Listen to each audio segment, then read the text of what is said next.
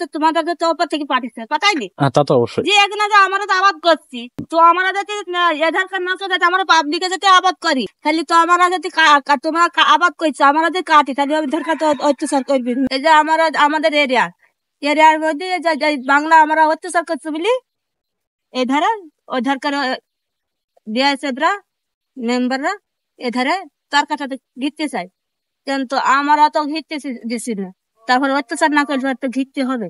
Guys আমরা সীমান্তবর্তী এলাকায় এসে আমি কিন্তু একটা ছোট ভাইকে পাইছি আর কি। আর এই ভাইয়ের সাথে আজকে সীমান্তবর্তী এলাকাটি ঘুরবো এবং এখানকার জীবনযাত্রা কিরকম হয় সবকিছু আপনাদের জানানোর চেষ্টা করবো। তো ভাই তোমার বাসা তো এখানে না? তোমার বাসা কোনটা ভাইয়া? এটা তোমার বাসা? আর এ পাশে এগুলা তো ভারত তাই না? আচ্ছা ভারতের মানুষজন তো এত দূর পর্যন্ত আসতে পারে তাই না? কিন্তু পানি নিতে আসে। আসসালামু আলাইকুম গাইজ, কেমন আছেন সবাই? তো আশা করি ভালো আছেন। আজকে আমরা চলে আসি চুয়াডাঙ্গা বর্ডার সীমান্ত। আর আমি এখন যে বর্ডার সীমান্তে দাঁড়ায় আছি এখানে কিন্তু ভারত এবং বাংলাদেশের হাট বসে। আর এখানে কিন্তু ভারতের মানুষজন কাঁটাটার পার হয়ে এই যে বাংলাদেশের মানুষের কাছে ভারতের জিনিসপত্র বিক্রি করতে আসে আর কি, এরকম একটা এলাকা। আর যাই হোক মানে এইটা কিন্তু একটা গ্রামের মধ্যে আসছে। আজকে আমরা এই গ্রামটি ঘুরবো এবং সবকিছু দেখাবো আপনাদের। আর আমার সামনে দেখতে পাচ্ছেন যে 117 নম্বর 3S একটি বাংলাদেশ ইন্ডিয়া সীমান্ত পিলার। আর এটি কিন্তু একটি সাব পিলার, ঠিক আছে? পিলার এ পাশে বাংলাদেশ এবং এমনি ভারত আর কি। আর এমনি থেকে গাইস দেখতে পাচ্ছেন যে কতটা কাছ থেকে আমরা কাঁটাটার দেখতে পাচ্ছি। এই যে আমার সামনে এগুলো হচ্ছে তার কাটা আর কি। আর গাইজ কিছুক্ষণ আগে আপনাদের যে পিলারটি দেখাচ্ছিলাম এ পাশে কিন্তু এগুলো সব ভারতের জমি আর এ পাশে কিন্তু এগুলো সব বাংলাদেশ। আর আমার সামনে যে বাড়িঘর গুলো দেখতে পাচ্ছেন এগুলো কিন্তু সব বাংলাদেশের একেবারে শেষের বাড়িঘর। এই বাড়িঘরের পরে কিন্তু আর কোনো বাসা নাই আর কি। আর এই বাসার পরে বাজারের পরে কিন্তু একেবারে ভারতের জমি শুরু। আর দিনের বেলায় কিন্তু ভারতের অনেক মানুষজন এই জমিগুলোতে চাষাবাদ করতে আসে এবং তারা বিকাল 5টা পর্যন্ত চাষাবাদ করে তারা আর কি ভারতে ফিরে যায়। গাইজ আমরা এই সীমান্তবর্তী এলাকায় এসে আমি কিন্তু একটা ছোট ভাইকে পাইছি আর কি। আর এই ভাইয়ের সাথে আজকে সীমান্তবর্তী এলাকাটি ঘুরবো এবং এখানকার জীবনযাত্রা কিরকম হয় সবকিছু আপনাদের জানানোর চেষ্টা করবো। তো ভাই তোমার বাসা তো এখানে না? তোমার বাসা কোনটা ভাইয়া? এটা তোমার বাসা? আর এ পাশে এগুলা তো ভারত তাই না? আর এখানে কি বিজিবি বিএসএফ কেউ আসে? আসলে কোনো ঝামেলা হয় এখানে? না। আচ্ছা ভারতের মানুষজন তো এত দূর পর্যন্ত আসতে পারে তাই না? কিন্তু পানি নিতে আসে কিন্তু বাংলাদেশ মানুষ তো আর ভারতে যাইতে পারে না। আচ্ছা চলো তুমি এইটুকু আমার সম্পূর্ণ ঘোরা আর সবকিছু বলো। হ্যাঁ আচ্ছা এই বাড়িঘর গুলো এগুলো কিন্তু সব বাংলাদেশের বাড়িঘর তাই না? গাইজ আমি কিন্তু বাংলাদেশে একবার শেষের রাস্তা দিয়ে হাঁটতেছি আর কি। আর আমি কিন্তু গাইজ একবারে বাংলাদেশের শেষে যে বাসারদি বলা হয় এই বাসারের মধ্যে আসি। আর আমার সামনে কিন্তু এই যে ভারত, আমি কিন্তু এই রাস্তা দিয়ে সোজা ভারতের মধ্যে যাইবো আর কি। আর এখানে কিন্তু গাইজ অনেকে মানে চোরাচালান যেগুলো হয় এসব অবৈধ কাজও নাই এখানে করা হয় আমরা শুনছি। আর এখানে নাকি অনেকে অনেক কিছু পাচার করে এরকমও হয়। তোমাদেরকে তো ওপর থেকে পাঠিয়েছে পাঠাইনি তা তো অবশ্যই যে এখানে যে আমরা তো আবাদ করছি তো আমরা যদি আধার কার্ড না যাতে আমরা পাবলিকে যদি আবাদ করি তাহলে তো আমরা যদি তোমরা আবাদ করছো আমরা যদি কাটি তাহলে আধার কার্ড অত্যাচার করবি আমরা করবে না? এগুলো তো ভারতের জমি তাই না? জি এধারে আমরা অত্যাচার করছি আপনাদের ওপরে থেকে চাপ করেছে এধারে আসছি তাহলে এগুলো যে আমরা কৃষির নাকি আবাদ খাতা কটি করছি আমাদের ছাগল আছে গরু আছে এই নাকি আমরা কাটা করি তাছাড়া তো আমাদের কোনো আবাদ পাবাদ নেই আমাদের কোনো করার দরকার নেই। ছাগল মাগল আছে বলে আমরা আবাদ পানটা করি আমরা কেটে নাকি খাওয়াই। আর এগুলা তো মানে বাংলাদেশের মানুষ অনেক সময় কন্ট্যাক্ট নিয়ে চাষাবাদ করে শুনছি। কন্ট্যাক্ট নিয়ে আবাদ পানি করছি তাহলে বাংলারাও আবাদ পানি করে তাহলে বাংলারা যদি ওই ধারে আবাদ পানি করছে যে অত্যাচার করে তাহলে আমরা শুনবে না? তা তো শুনবে না। শুনবে।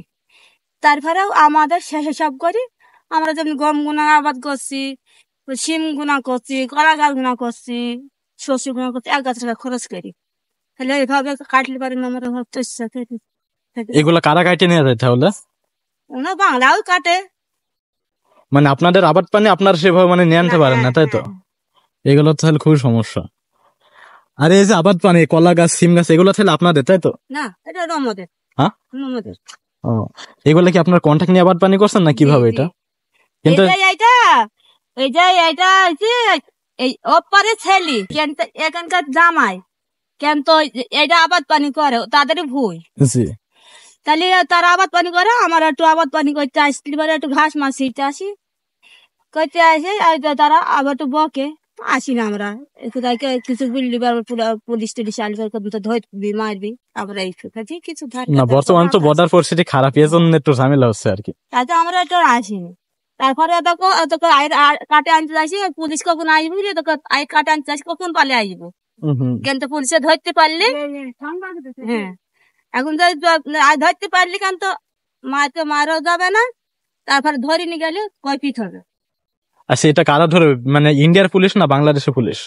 এমনি ইন্ডিয়ার পুলিশ একটু তার খসে না, খসলি তো আবার বাংলার ভয় করবি না, তাই বাংলায় একটু পুলিশও লিডারও একটু তাড়া খসে। আমি এই যে আমাদের এরিয়ার মধ্যে বাংলা আমরা অত্যাচার করছে বলি এই ধারে ওই ধারকার বিএসএফরা মেম্বাররা এ ধারে তার কাটাতে ঘিরতে চাই, কিন্তু আমরা তো ঘিরতে দিছি না।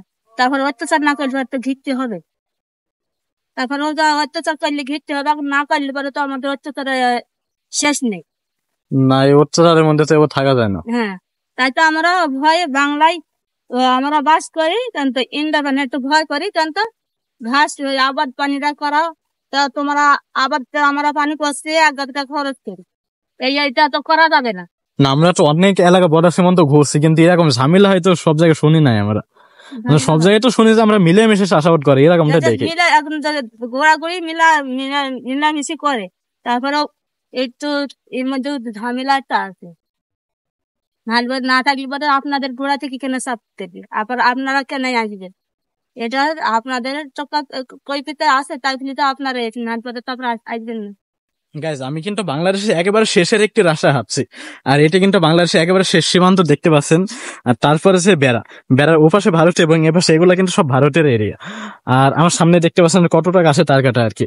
আর যাই হোক গাইজ, আমি কিন্তু এখন এই বেড়া পার হচ্ছে। আর এগুলা কিন্তু বাংলাদেশের জমি এবং এপাশে এগুলা ভারতের জমি। আর আমি এই যে গাইজ বেড়া পার হয়ে আমি আর কি ভারতের মধ্যে চলে আসি। এখন কিন্তু গাইজ আমি ভারতের জমিতে হাঁটতেছি, আর এই যে ভারতের মাঠ। আর কিছুক্ষণ আগে আপনারা শুনতে পেলেন যে এগুলা কিন্তু ভারতের জমি, এবং তারা কিন্তু বর্তমানে বাংলাদেশ এবং ইন্ডিয়া পরিস্থিতি খুবই খারাপ, এজন্য কিন্তু তাদের জীবনযাত্রায় অনেকটা ঝামেলা হচ্ছে।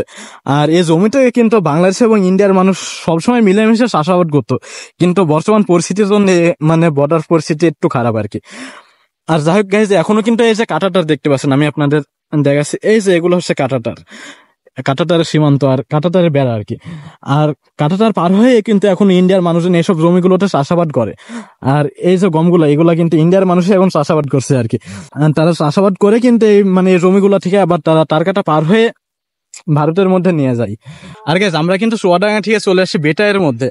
আর আমার সামনে দেখতে পাচ্ছেন যে আরো একটি 117 নম্বর ফরেস্ট বাংলাদেশ ইন্ডিয়া সীমান্ত পিলার।